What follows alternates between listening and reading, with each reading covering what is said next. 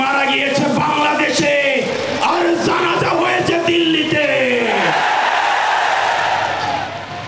আমার ভাই আবরার এবং শহীদ আবু আলিফের রক্তের উপর পাড়া দিয়ে এই আওয়ামী লীগ বাংলাদেশে আসবে না।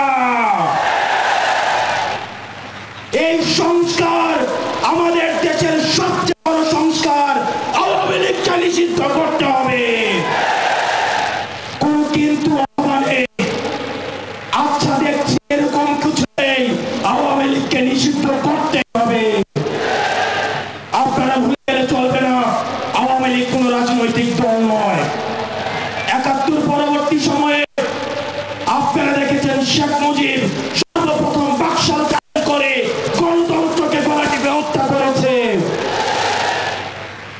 এই বাকশালী দিয়ে ৩০,০০০ শাসক কর্মীকে হত্যা করে সারা বাংলাদেশে কসাইতন্ত্র কায়েম করেছে।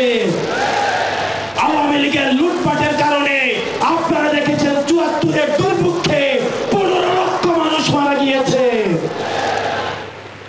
আমরা বারবার করে বলতে চাই, আওয়ামী লীগ কোন রাজনৈতিক দল নয়। আওয়ামী লীগ হচ্ছে একটি সন্ত্রাসী সংগঠন। এই সন্ত্রাসী সংগঠনকে নিষিদ্ধ করার মধ্য দিয়ে আমরা সংস্কার দেখতে চাই। একই সাথে সাথে সাপ্লাই যে হত্যাকাণ্ড হয়েছে, আমরা আপনাদের কাছে অনুরোধ জানাবো, এই সাপ্লাই হত্যাকাণ্ডে যারা শহীদ হয়েছে আজকের এই মঞ্চ থেকে এই শহীদের লিস্ট আপনারা জাতির সামনে প্রকাশ করুন।